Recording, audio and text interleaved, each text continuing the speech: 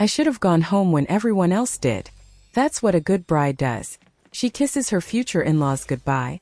She slips her ringed hand into her fiancé's.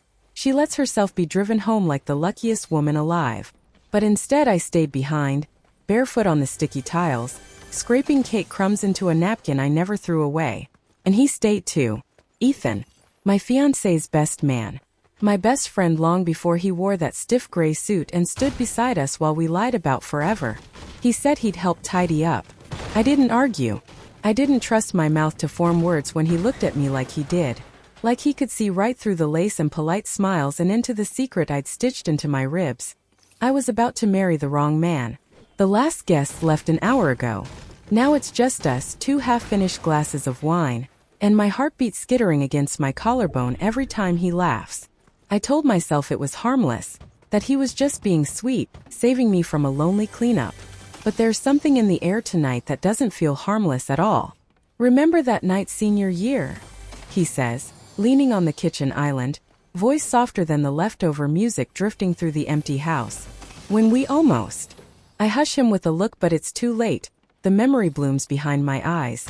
A thunderstorm, my dorm room, his wet hoodie on my floor, his hands lost in my hair before we both remembered we shouldn't. He's closer now. Not moving, but somehow closer. The world feels made of velvet and static. My mouth is dry. I tell myself to gather the trash bags, rinse the glasses, text my fiancé I'm on my way. Instead I stand there, staring at Ethan's mouth like it might say my name the way it used to. Like it means something dangerous. Somewhere deep in my chest, a locked door rattles. And outside, the night waits, pretending not to know how this ends. I used to believe I was immune to him. Ethan was my reckless phase. The summer I tested how close you could stand to the fire without burning your skin off. We'd sleep on rooftops, whisper secrets too drunk to regret. He'd brush a strand of hair from my cheek and I'd think, God, I could ruin myself for you. But we never crossed that line, not really. Because life kept happening. College ended, real jobs started, my safe, steady fiancé showed up with flowers and promises.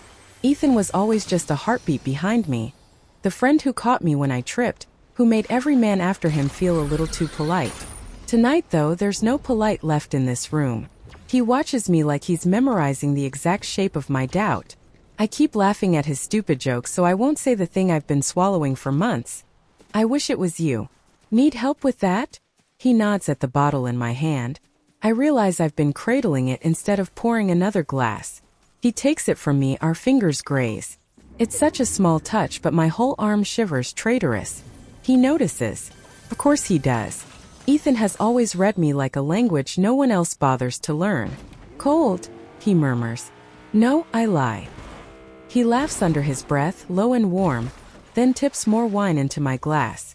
I watch his hands because looking at his eyes is too dangerous now. He hands me the glass, but I don't take it. Instead I ask, why do you really stay tonight? His smile falters. His eyes flick to my mouth, then back to my eyes.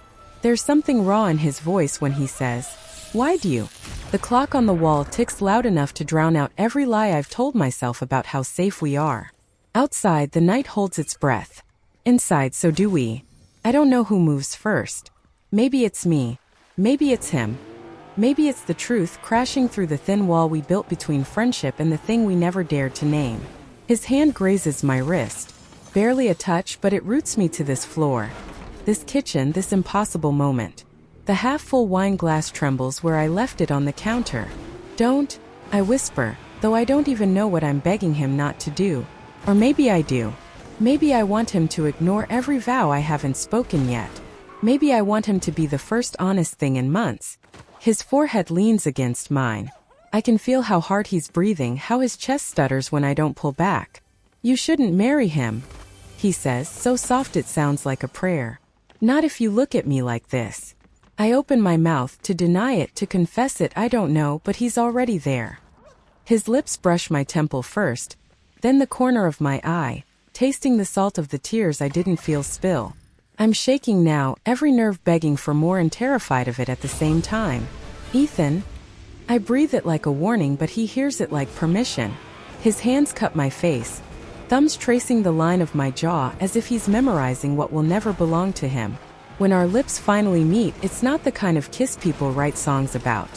It's clumsy, hungry, desperate, a dam bursting after years of pretending the river didn't exist. The counter digs into my hip. His fingers knot in my hair. Somewhere in the back of my mind, I know I should stop this before it shatters everything I'm supposed to protect. But my body has other plans. And for once, I let it win. I don't remember how we move, only that we do. One moment the kitchen tile is cold beneath my feet. The next my back finds the wall, and his hands find my waist like they've been waiting years for permission. He kisses me like he's furious at every second we wasted pretending we were just friends. It's not gentle. It's not careful. It's honest, so painfully honest I think I might drown in it. My fingers clutch the back of his shirt, twisting fabric just to anchor myself in something real. I feel him breathe my name into my neck, feel the tremor in his shoulders like he's fighting himself even now. You have to tell me to stop, he says, voice ragged, lips brushing the shell of my ear. Say stop and I'll walk out that door. I want to say it. I swear I do. But when I try, all that comes out is a broken sound caught between a sob and a plea. His forehead presses into mine. Our noses bump, awkward, tender, infuriatingly perfect. I can't stop wanting you, he whispers, confession slipping out like blood from a cut too deep to close. Something inside me unravels. My mouth finds his again. Slower this time, tasting him like I'm memorizing something I'll have to live without come morning. His hands slide under the hem of my dress, fingers splayed warm on my thighs. Every inch of skin he finds feels like waking up in a body I thought I'd locked away for good. I gasp into his mouth. He swallows it, kisses me deeper, like he wants to live in that sound forever. In the other room, a picture frame falls from the mantel, the crash jolts us apart for half a heartbeat. We stand there, foreheads pressed together, breathing each other in while the world outside remains politely unaware that a bride just forgot who she was supposed to be. And I know, in this sliver of borrowed time, I've never been more myself than I am right here, trembling under Ethan's touch. I don't know how long we stand there, tangled in half whispers and half kisses, holding tight to something we both know can't last. His hands roam my sides, careful and desperate all at once, like he's apologizing and confessing and begging me to remember this, all through the way his fingertips tremble against my skin. Somewhere in my chest, guilt claws for attention, but his mouth finds the hollow of my throat and every regret dissolves into the sigh that escapes me before I can swallow it back. God, you feel he cuts himself off with a soft curse against my collarbone, and the sound shoots heat straight through my ribs. Ethan, my voice cracks around his name. He hears everything I don't say. He always has. He pulls back just enough to look at me. His eyes, those impossible eyes, are so close and there's no pretending now. No jokes to hide behind. No safe distance left. Tell me to leave, he says again, quieter this time. If you don't say it now, I swear I won't remember how to go. I should say it. The ring on my finger presses hard against his jaw where my hand cups his face. I should push him away. But instead, I brush my thumb over his lower lip and I say the only truth I have left. I don't want to marry him. The silence that follows feels like an earthquake. He searches my eyes, hope and fear and hunger all tangled in his breath. I want you, I say, the words tasting like freedom and ruin in equal measure. I always have. But now is it too late? He doesn't answer with words. He answers with his mouth crashing into mine, with the way his hands lift me just enough that my feet lose the floor, with the soft, broken sound he makes when I melt completely into him, no hesitation left to hide behind. Somewhere, a clock ticks past midnight. My old life slipping away, one heartbeat at a time. Somewhere in the swirl of stolen kisses and clumsy laughter and breathless apologies against my skin, I feel it, the truth settling in my bones, heavier than any ring could ever be. This is wrong. It's reckless. It will break hearts I once swore to protect. But for these few minutes in his arms, none of that feels bigger than the way he whispers my name like a promise he can't keep. His hands roam my back, my sides, his mouth trailing warmth wherever doubt tries to hide. My own fingers tug at his shirt, desperate to feel him without layers, without polite excuses, without the shield of best man or bride-to-be. We're breath and pulse and half-choked laughter when I gasp his name too loud and he hushes me with his mouth against mine, teeth grazing my lower lip until I forget the rest of the world even exists. I feel him tremble when I arch closer. He pulls back just far enough to search my face, like he's memorizing every freckle, every flush of heat across my chest. We shouldn't, he says, but his voice betrays him, hoarse, shaking, still moving closer instead of away. I know, I breathe, threading my fingers through his hair. But I want to. Outside, a car door slams somewhere in the distance, the real world reminding us it's still there. But in this house at this hour it can't touch us. Not yet. When his mouth claims mine again, softer this time, I know it's more than lust.